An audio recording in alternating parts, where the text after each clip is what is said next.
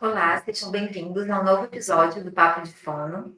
Eu sou Gisele Medeiros, sou presidente da Comissão de Saúde do Conselho Regional de Fonoaudiologia, segunda região, e hoje estamos aqui com a presença ilustríssima da fonoaudióloga, doutora Daniele Pedroni. A Daniele, ela é fonoaudióloga formada pela USP em 2004, tem mestrado e doutorado em Ciências da Reabilitação pela USP e é uma das percussoras dos estudos de indicadores fonoaudiológicos de qualidade dentro de um hospital de grande porte, né? Isso. E também tem MBA executivo pelo INSPER e atualmente ela é diretora executiva do Instituto Central do Hospital das Clínicas. O Instituto Central ele faz parte do Complexo Hospital das Clínicas, sendo um dos maiores hospitais da América Latina e de referência internacional em várias áreas das ciências. Obrigada pela sua presença hoje aqui no Conselho de Fonoaudiologia, Daniele. E eu gostaria de te fazer uma pergunta. Eu queria que você contasse para a gente a sua trajetória na fonoaudiologia, né? Que eu te conheço já, né, há muitos anos, eu sei que você saiu, né, das questões assistenciais inicialmente para um cargo de diretora executiva, né, como eu já falei, dentre um dos maiores hospitais, um grau de importância muito grande. Eu queria saber um pouco desse seu percurso, até para que os fonoaudiólogos consigam entender essas possibilidades, esses desafios dentro da fonoaudiologia. Bom, primeiro, doutora Isari, muito obrigada pelo convite. É um prazer e uma honra estar aqui no Conselho, falando com os fonoaudiólogos, que é a minha casa, a minha origem, e muito me orgulha em ser uma fonoaudióloga em posição hoje executiva. É um prazer ainda mais porque isso faz me relembrar a minha história um pouco e todas as oportunidades que eu tive, que quem me deu foi a fonoaudiologia.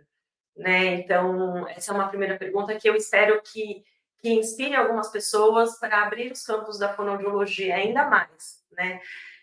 Quando eu comecei, eu me formei na USP em 2004 como fonoaudióloga.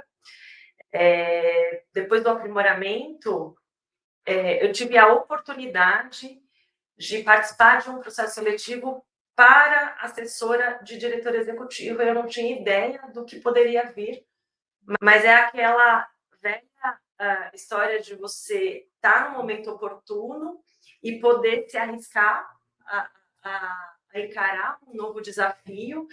E dali em diante eu me descobri numa posição de fonoaudióloga em gestão. E então a gente remonta lá aos anos de 2006, quando eu comecei na gestão em fonoaudiologia, junto na época com a professora Cláudia Andrade. A gente tinha por propósito inicial alavancar e fortalecer o serviço de fono dentro do Instituto Central, que é um dos institutos do Hospital das Clínicas, que de fato é, né, o maior hospital público da América Latina e tem uma missão em assistência, ensino, pesquisa e agora inovação muito forte. E nessa construção do serviço de fonoaudiologia, eu comecei a traçar tecnicamente, né, acompanhar com a profissão, com a atividade em si, toda a parte técnica em gestão. Né? Então, eu fui fazer especialização em gestão hospitalar pela saúde pública, com a oportunidade, então, de aplicar tudo que eu via, né, no curso, na prática também, nessa estruturação do serviço de fono. Foi um período de muito aprendizado, e junto com isso eu fui me capacitar em mestrado e doutorado, tracei aí essa pós, tentando trabalhar especialmente o ponto que você trouxe, estruturação de serviço, processos, combinando em indicadores. Então, oportunamente, numa época onde poucos fonoaudiólogos falavam sobre gestão, indicadores, resultados, para o dia a dia. Né? A gente vê muito isso em pesquisa, em artigos, mas como o manejo da sua atividade no dia a dia. Na época, tinham poucos fonoaudiólogos aí conversando a respeito, o que me deu muita oportunidade de trabalho e de conversa em fóruns específicos da fonoaudiologia. E foram mais ou menos quase 10 anos com essa estrutura de atividade na fono, virei diretora do serviço de fono, a gente conseguiu estruturar as atividades da fonoaudiologia dentro do Instituto Central de uma maneira bastante multidisciplinar, transversal, em muitas áreas que antigamente não tinha, né, no Instituto, um trabalho ainda muito tímido da fonoaudiologia dentro do Hospital das Clínicas, e com essa estruturação, outras oportunidades também foram aparecendo dentro do hospital, de participação em comissões e fóruns, que iam para além da fonoaudiologia, mas sempre levando a fonoaudiologia junto comigo nesses diferentes fóruns. E em 2014, eu fui convidada, então, para assumir um setor de planejamento do hospital, porque eu já participava em comitês de planejamento, representando a fonoaudiologia, e essa foi uma grande virada, né? Eu tinha terminado em 2013 o meu doutorado, que trabalhou esse painel de indicadores em fono, e estava num momento bastante maduro ali, em termos das atividades do hospital. Assumi o setor de planejamento, qualidade, projetos do hospital, e nesse momento eu me afastei mais das atividades em si, né, do serviço de fono, mas eu já estava com uma equipe bastante madura, com uma equipe que ia conseguir tocar todo o trabalho que a gente tinha iniciado em 2006 como serviço de fono. E após essa ampliação de atividade dentro do hospital, muitas oportunidades foram aparecendo.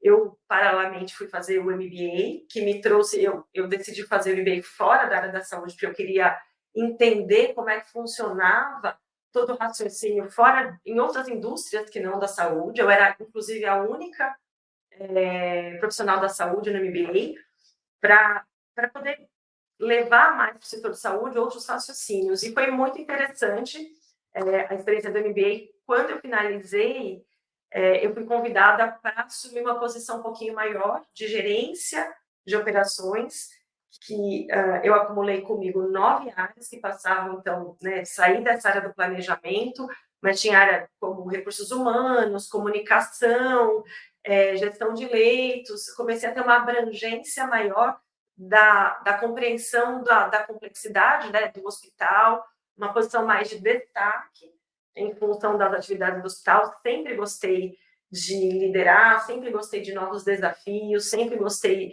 de discutir pontos de melhoria desde o setor de fonoaudiologia até as melhorias para o hospital. E o ano passado, então, fiquei muito próxima nesse período de gerente de operações da diretoria executiva na gestão anterior. Eu era a terceira pessoa ali de confiança, né? Tinha a diretora, o vice-diretor, e na ausência dos dois, eu assumi algumas atividades dentro do Instituto.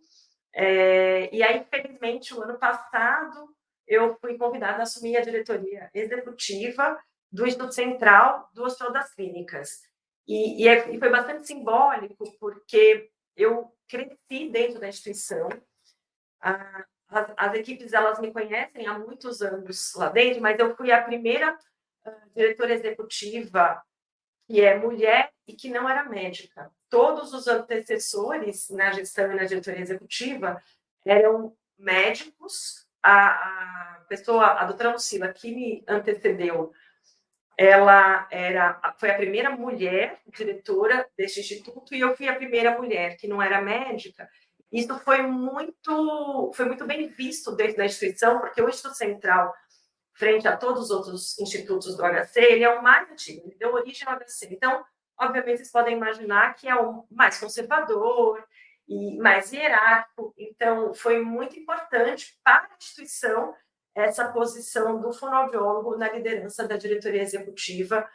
Então, toda a minha história começa na fonoaudiologia, e hoje eu tenho o prazer, e eu faço questão, nos fóruns que eu participo, de falar que eu sou fonoaudióloga na direção de um grande instituto e de um grande hospital, o que me dá um olhar especial para a área de reabilitação, para o trabalho da equipe multi, e tem grandes desafios, né? O hospital é um setor onde, historicamente, tem um domínio da medicina, e que hoje é muito mais aberta, que hoje é muito mais relacional, e olha para a equipe multi, mas estando na liderança de um grande hospital, isso traz uma perspectiva para a equipe multi diferente. Muito interessante. Parabéns, Daniela. Tem Daniela, pela liderança. Tem sido um desafio grande. Obrigada. E o grau de importância, né, que isso traz, assim, para nós, fonoaudiólogos, até, porque como você nessa posição, a gente consegue também discutir um pouco mais sobre os processos, melhorias da fonoaudiologia dentro desses hospitais, que a gente hoje tem uma inserção já, digamos, já garantida por conta, né, de todas as diretrizes para funcionamento de UTIs, unidades de internação, mas eu acho que tem um outro olhar assim, para crescimento de uma área que está sempre em expansão. Né? E pensando dentro desse contexto, qual, né, e a sua posição hoje, qual seria a sua visão estratégica sobre a fonoaudiologia? Identificando oportunidades, inovações, né, onde que você identifica que o fonoaudiólogo precisaria se aprimorar e onde a gente tem oportunidades mesmo, tanto de crescimento e de possibilidades de inovação diária.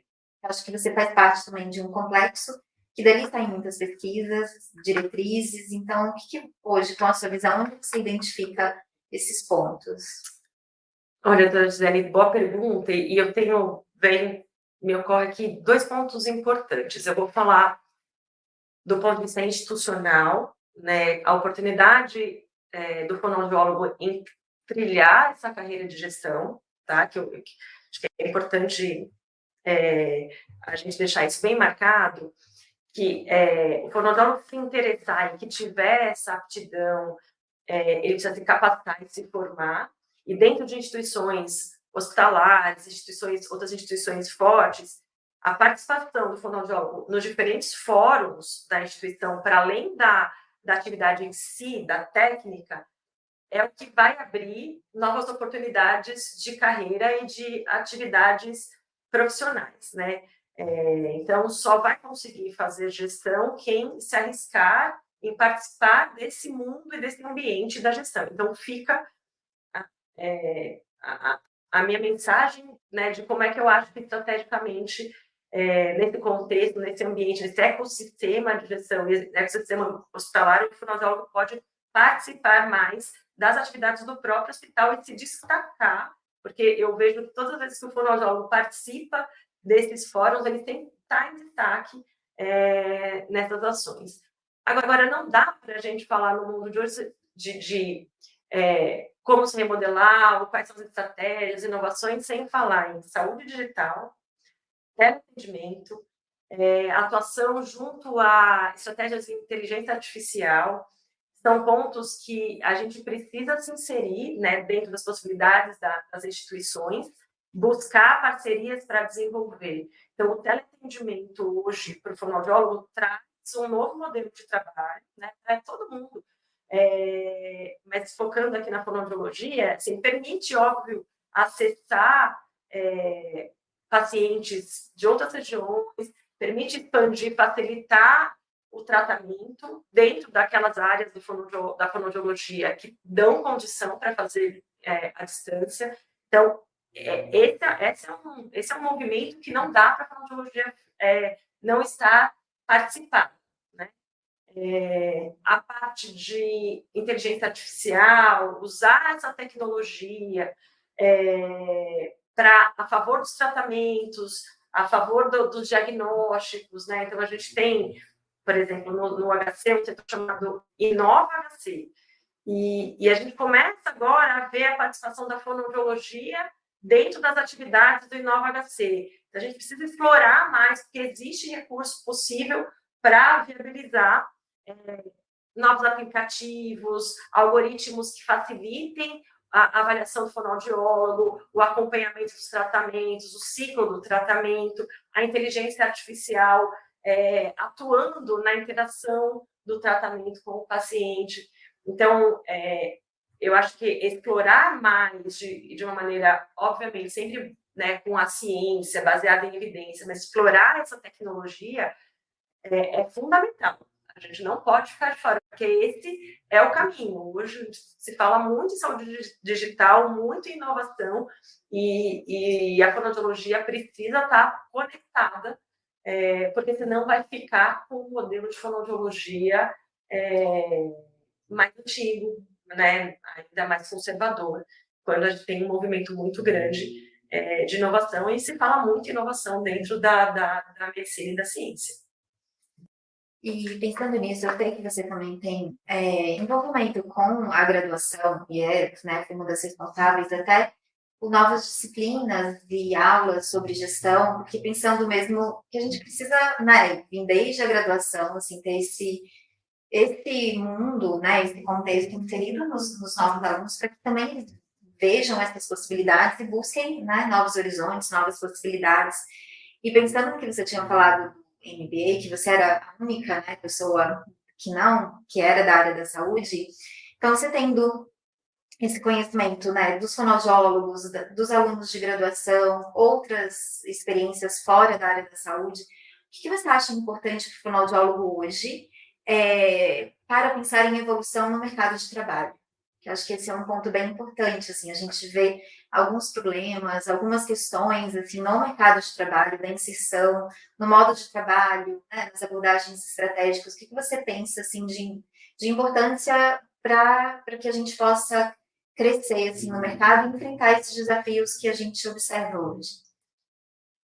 Doutora Gisele, eu sempre falei que para mim a fonoaudiologia tinha que ter um curso de gestão desde a graduação, inclusive.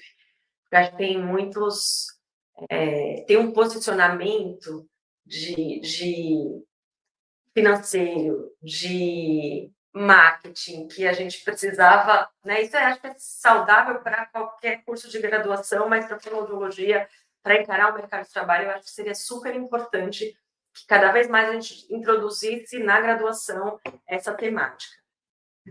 O fonoaudiólogo precisa se capacitar, né? Ele precisa se aprofundar. Falando em gestão, por exemplo, ninguém vira gestor hoje em dia porque tem uma habilidade nata somente. A gestão, ela tem a técnica, você precisa se capacitar para poder assumir posições bastante importantes na sua empresa, ou mesmo para você gerenciar a sua clínica. Né?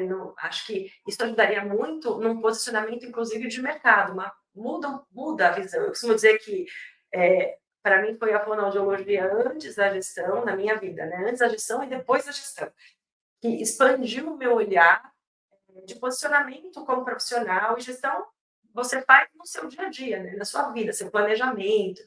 Então, é muito importante, eu vejo que hoje a gente consome muitas coisas de maneira muito superficial, né? A gente tem um consumo de atividades de Instagram, um consumo de vídeo de influencer, e a gente acaba entendendo que sabe um pouco de tudo, mas a gente precisa se capacitar, né? Precisa insistir em aprofundar o conhecimento fonoaudiológico em qualquer que seja, para que a gente possa entregar qualidade no que desenvolve. Então, o grande desafio é como, neste mundo onde a gente consome pequenos, com pouca profundidade, às vezes muitos conteúdos, como é que a gente realmente se aprofunda, traz a ciência em conjunto, torna dinâmico, incorpora inovação, fala sobre tele, conversa com o paciente, que também tem hoje uma outra exigência. Então, o investimento em capacitação é fundamental, seja a área que o fonoaudiólogo escolher. Muito bom. Ia fazer uma outra pergunta sobre as competências de líderes, que a gente sabe, né? Que por mais que você tenha uma aptidão, né, um interesse por essa área e também, né, líderes a gente sempre identifica, mas a gente precisa ter esse desenvolvimento. Então, eu ia até, se você puder falar um pouco mais sobre essas competências, assim, o que o fonoaudiólogo precisa fazer como percurso mesmo. Acho que é interessante as pessoas entenderem, assim, as possibilidades de desenvolvimento, de cursos, de visões, assim, para que a gente cada vez mais fique inserido em alta gestão, em estruturação de processos, e não só, né, naquele ponto final, que é importante, a gente sabe que é a vida da fonoaudiologia, mas que a gente também precisa estar em outras instâncias, desenvolver outras aptidões para que a gente possa realmente levar todos esses processos à melhoria, a inserções de trabalho, a grandes comissões e fóruns em que realmente são discutidos pontos essenciais até para a evolução e para a inserção da nossa área no mercado de trabalho. Excelente ponto. Eu acho que à medida que você vai trilhando um caminho mais executivo, a gente sempre tem que conectar com o propósito final. Mesmo numa posição de diretora executiva, por exemplo, eu faço questão de fazer visitas quinzenais às áreas assistenciais, às UTIs, ao centro cirúrgico, para lembrar para que a gente existe. E essa conexão de crescer numa carreira em liderança não pode estar longe do propósito final na fonoaudiologia, óbvio. E estar em posições superiores é uma oportunidade, às vezes, de agir de uma maneira mais forte e sistêmica para todos os pacientes da fonoaudiologia, né? É importantíssimo que a gente tenha fonoaudiólogos à frente das atividades de equipes de fonoaudiologia. Eu acho que tem um ganho, né, não só de posição para aquela pessoa, mas como um todo para a equipe. E novas oportunidades de trabalho. O mais difícil em posições de liderança não é o processo, é liderar pessoas. O meu maior desafio hoje não é discutir o fluxo ou um problema financeiro. O meu maior problema é colocar as pessoas em harmonia para que elas pensem e a gente consiga todo mundo seguir ali com o mesmo propósito, porque a gente tem pessoas com diferentes desejos, diferentes ansiedades. Então, eu acho que se eu pudesse escolher uma linha, né, do como um fonoaudiólogo líder precisa dar encaminhamento, é a comunicação com a equipe. E em termos de comunicação, para a fonoaudiologia não é uma novidade, porque a gente sabe qual é o potencial, a gente sabe da importância da comunicação para as relações de pessoas. Então, um gestor ele precisa, obviamente, estudar todas as questões financeiras, de negociação, mas se capacitar, se desenvolver em gestão de pessoas, em liderança e em comunicação, para mim é fundamental para seguir evoluindo numa carreira executiva. Porque é onde as pessoas se inspiram, é onde você consegue conversar, persuadir, negociar. Então, a comunicação é fundamental numa posição de gestão e existem técnicas, inclusive existem muitos cursos que olham por gestão de pessoas, liderança, comunicação, negociação. Acho que esse é um caminho para quem quer seguir em carreira executiva, é um ponto muito importante de se capacitar.